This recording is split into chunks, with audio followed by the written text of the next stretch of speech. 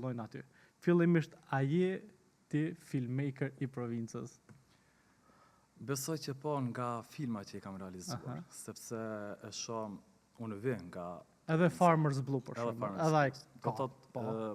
Edhe Rage, edhe Farmers Blues nuk janë filmat që më kanë inspiruar nga leximi i librave ose nga shikimi i filmave të tjerë, por kanë ardhur në burim i realt nga vetë provinca, nga personazhi unë i njoh, dhe kjo ka qenë ajo autentikja që ndoshta më kanë ndihmuar ta krijoj një ngjarje të vërtetë, një ngjarje të realt. Filmi provincial, por që trajton një temë shumë të vërtetë. Për shembull, rasti personazhi si Regja nuk është që jeton vetëm brenda provincës, ditët e sotshme jeton edhe jashtë provincës, sepse mendoj provinca pas pandemisë ka marrë një term pak më ndryshe.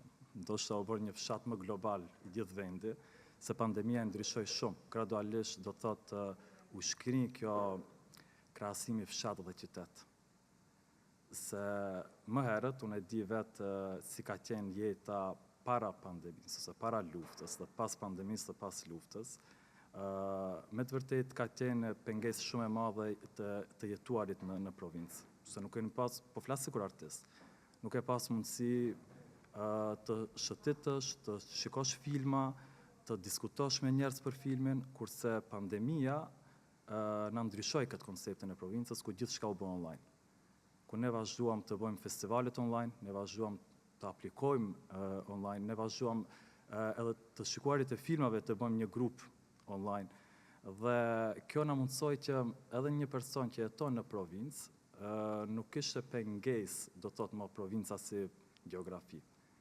Pengesa më e madhe ndoshta edhe sot nëse themi është ajo pengesa e mendësisë, sa jemi të hapur dhe të lirë të pranojmë risit, ose të pranojmë ndryshimet që po na vijnë.